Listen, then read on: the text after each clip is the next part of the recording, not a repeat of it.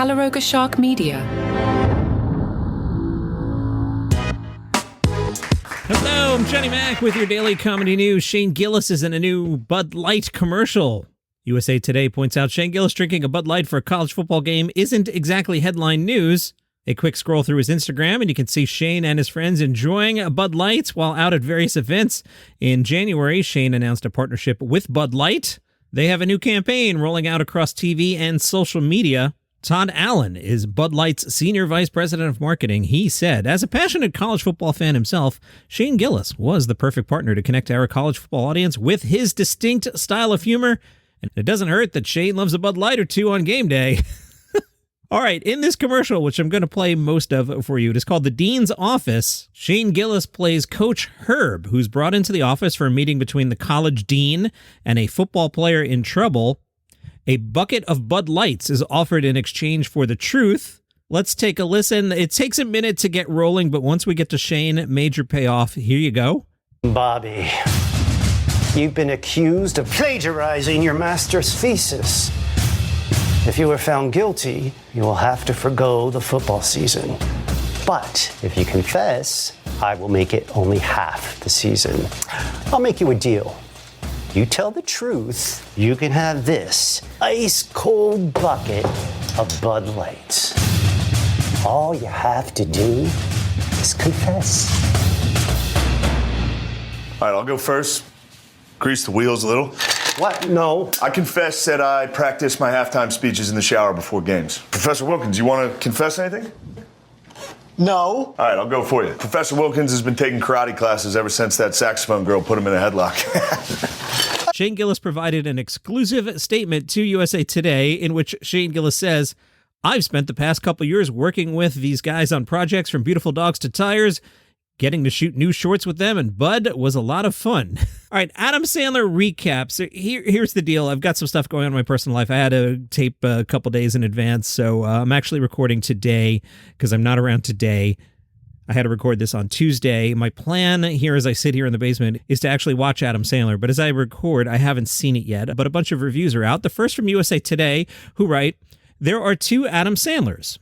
One is the in-your-face, lowest common denominator, fart and penis joke guy you know and maybe love, depending on your comedic taste. Johnny Mac personally hates that.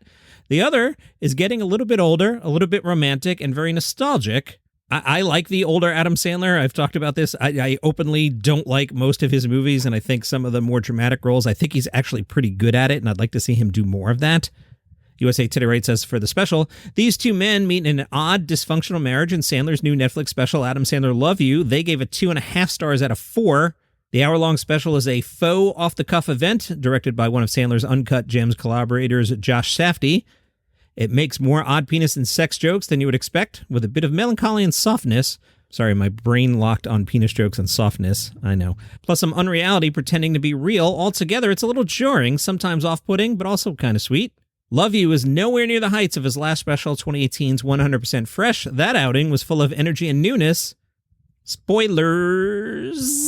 Love You opens with Sandler driving a car with a shattered windshield into an alley. He's instantly overcome by fans and gets a hoodie from a stranger. It's meant to be raw footage, but in reality, it's clearly scripted to be weird and off-putting, complete with a random ventriloquist as Sandler's opening act. It stinks of Safdie involvement, as films from Safdie and his brother Benny, including Gems and Good Time, are known for their stressful, slightly off-kilter version of the real world. It doesn't really work, nor does a series of technical glitches after Sandler takes the stage that might have been real, but also come off scripted. This is really interesting. I'm looking forward to watching this. And considering the special was filmed over 4 nights, that's the most logical conclusion. Yeah, that too, that they had to take 4 different nights to make an hour here or 70 minutes here. A little weird. Coffee in hand, which he demands to be sweetened with stevia and not a different artificial sugar, Sandler begins a roll call of middling jokes about life, veering from the mundane to the fantastical. Topics include genies, talking balloons, other mythical characters. He's never been the kind of comedian to invite the audience into his actual personal life, even if some of his experiences as a husband, father, and celebrity sneak into his storytelling. There are many of his typical less than tasteful jokes. Kids walking in on their parents having sex, a genie tricking Sandler into performing something naughty in an airport bathroom, songs about old guys with kids, the list goes on. The line between funny and vulgar is crossed more than once, but that's nothing new for Sandler. This is USA Today. But then there are the simple, folksy kind of jokes that hit without inducing cringe. Rob Schneider appears in an Elvis Presley getup to do a really solid impression of the King as Sandler sings along. I played on the Weekly Comedy Thing. That's the show I host on Live One. I played a Schneider bit where he was doing Yoko and Julian Lennon. Now, the Yoko is every stereotype you can imagine, but the Julian Lennon was pretty good. It was basically doing Julie Lennon as the John Lennon everyone does, but it was really entertaining. Anyway, that show's called The Weekly Comedy Thing. It's on the Live One app. The show is free. The app is free if you want to check that out. I do that once a week. New episodes every Sunday.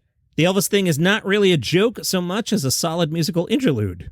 The Chicago Sun-Times reviewed Adam Sandler's new special and say, "We are living in the age of the streaming comedy special when it seems like there's at least one new stand-up show every week." Yes, there are. The first 5 minutes of Love You play like a deleted scene from Uncut Gems, with Sandler pulling up an alley. I just talked about that. Once Sandler's inside, it's clear the venue isn't exactly the United Center or American Airlines Arena. Sandler wonders aloud, who booked this place? So, I haven't seen it yet.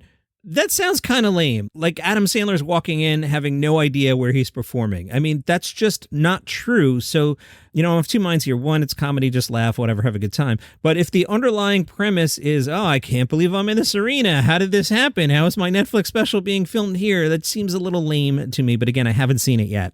The Sun-Times writes, turns out the grubbiness of the venue is literally built into the production. As Safdie and the production design team built the Nocturne Theater in Glendale, California into a ramshackle disaster that looks like it's on the brink of being shut down. It's strange to see one of the biggest comedy stars of his generation in such a downscale setting, but it's never not interesting. None of this would matter if the material isn't there. In that department, Sandler delivers a hilarious yet thought-provoking mix of jokes and songs. Not everything works.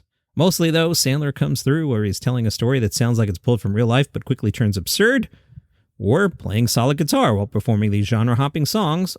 And a friend of the podcast, Jason Zinneman, in the New York Times, writes, Adam Sandler at 57 hasn't lost a step. Before he became a huge star, Sandler made proudly filthy and beloved comedy albums full of irreverent sketches that chronicled subjects like an extremely long bout of urination.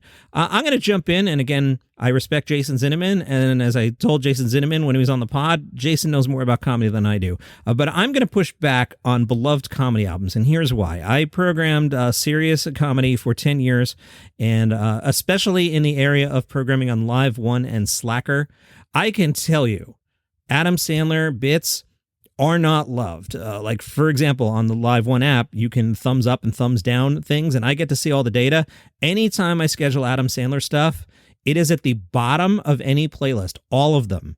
They are not beloved, at least by the people that use the Live One app. These are not beloved, Jason Zinneman, but love you. Jason writes, the new special can feel like a throwback to that era. If anything, age allows new avenues for potty humor. Sandler hasn't exactly matured. That would destroy his comedy so much as allowed sentimentality to overtake the humor. He had help from family, his wife and daughters, and now are as much of regulars as his work as Chris Rock, David Spade, and his old friends from SNL are. Sandler gives his old pal Rob Schneider an unnecessary cameo doing an Elvis impression.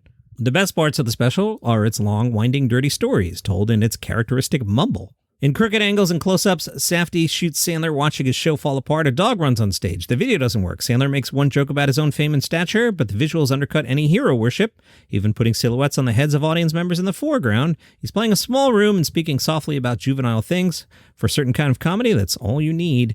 Jason also wrote about Langston Kerman's Bad Poetry. That one I did watch last weekend, and, it was okay. It just didn't do anything for me, so I bailed on it. But Jason writes, in his terrific debut hour, Langston Kerman displays the kind of effortless, laid-back charm that can make you underestimate him. There's an ease with which he moves between talking about his mother's romantic life or the student cruelty experience when he was a school teacher that can make his act seem tossed off. You might also think he benefits from great stories, like an amazing one about a man his mother married who was fired from his job as an NBA mascot, but there's a precision to his low-key stories and attention to detail that puts jokes across. His setups and punchlines are solid. Even his transitions contain gems like all our heroes are monsters and all our monsters have podcasts. The Punchline Comedy Club is opening with Dave Chappelle. It's their new location at 1204 Caroline in Houston, inside the former House of Blues restaurant space, capacity 250. Dave Chappelle will perform September 6th and 7th at the new location. It's probably sold out by the time you hear my voice. I told you that Traitors wanted Ricky Gervais to be on their show. Ricky has responded on Twitter saying he loves the show, and I'm very flattered, but it won't happen. I'm too busy, and there's no way they could afford me. He wrote that alongside an emoji of a face wearing sunglasses. So when I put the show together, I have these little documents and I'll put the stories and I'll slot them in a different day. For example, if you announced a comedy special coming out December 1st and I got a press release, I would not only mention it today, but in the December 1st folder, I would put it there to remind me to talk about it 3 months from now. And the other thing I do is, like, say I'm going to talk about Adam Sandler, I just have one word. I'll write Sandler to let me know as I go into the next story what I'm about to talk about. What I'm about to talk about here is Michael Keaton, but for some reason, I spelled it Kearton.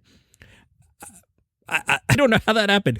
Keaton, Michael Keaton, you know him. He was Batman. Well, he's also in Beetlejuice. I know I'm not falling for it. I'm not saying that word a third time. You know what happens if you say it 3 times. Michael Keaton said, the only thing I was worried about was, should we have left it alone, you know? Should we have just said, don't touch it, just walk away, go make your other movies?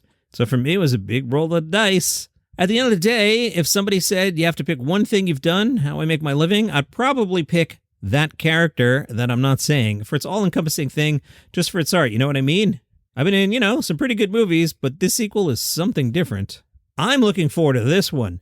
Do you know what The Day the Clown Cried is? It is an unfinished and unreleased 1972 drama directed by and starring Jerry Lewis. Okay, have you heard of this? It is one of the most famous lost films in history. It's so bad, Jerry Lewis declared it should never be seen. Every now and then, I hear stories of like a secret screening in Los Angeles. I've seen a recreation of it on YouTube. So what's so bad about The Day the Clown Cried? How bad could it be? Well, here's the synopsis of a new film called Darkness to Light. Darkness to Light's synopsis reads, in 1972, the king of comedy Jerry Lewis was at the peak of his career. Driven by the ambition to play a dramatic role for a change, he set out to craft a very special movie project for himself, The Day the Clown Cried. It turned out to be an epic fiasco, becoming an elusive ghost of a movie, with Lewis leaving the set and never speaking about what happened. The movie was never completed and has become the ultimate Hollywood myth. Okay, what's the deal, John? How bad could this movie be? In The Day the Clown Cried, Jerry Lewis plays a German clown in a concentration camp. Now, the story I'm cribbing off here doesn't talk about it, but basically, spoilers for a 50-year-old movie that's never coming out. The Nazis something with Jerry Lewis the Clown, and Jerry Lewis the Clown performs to distract the children who then get led to the gas chambers. This is a Jerry Lewis film. It never came out. So I'm looking forward to this documentary. And if you really scour the internet, you can't find the film. It really has been put away. I'm pulling up the Wikipedia right here. Jerry Lewis repeatedly insisted The Day the Clown Cried would never be released, later donated an incomplete copy of the film to the Library of Congress in 2015, under the stipulation it was not to be made available before June of 2024.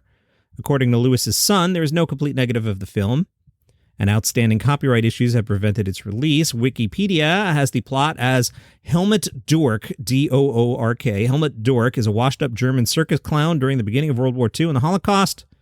He was once a famous performer who toured North America and Europe with the Ringling Brothers. Dork is now past his prime and receives little respect. After Dork causes an accident during a show, the head clown convinces the circus owner to demote Dork. Upon returning home, Dork confines his problems to his wife Ada, and she encourages him to stand up for himself. He goes back to the circus.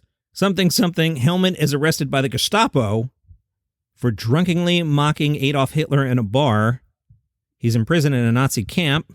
For the next 3 to 4 years, he remains there while hoping for a trial and a chance to plead his case. Subplots about his time in the prison. The other prisoners goad Dork into performing for them, but he doesn't realize that he's actually not that good. The other prisoners beat him up and leave him in a courtyard to sulk. He sees a group of Jewish children laughing at him from the other side. Delighted to be appreciated, Helmut performs for them and gains an audience until the new prison commandant orders him to stop. Helmut learns that fraternizing with Jewish prisoners is strictly forbidden. Unable to leave the children in a state of unhappiness, he continues to perform for them. More plot, skipping ahead. Seeing a use for him, the commandant assigns him to help load Jewish children on trains leading out of the internment camp with the promise that his case will be reviewed. By a twist of fate, he ends up accidentally accompanying the children on a boxcar train to Auschwitz. He's eventually used in Pied Piper fashion to help the Jewish children to their deaths in the gas chamber.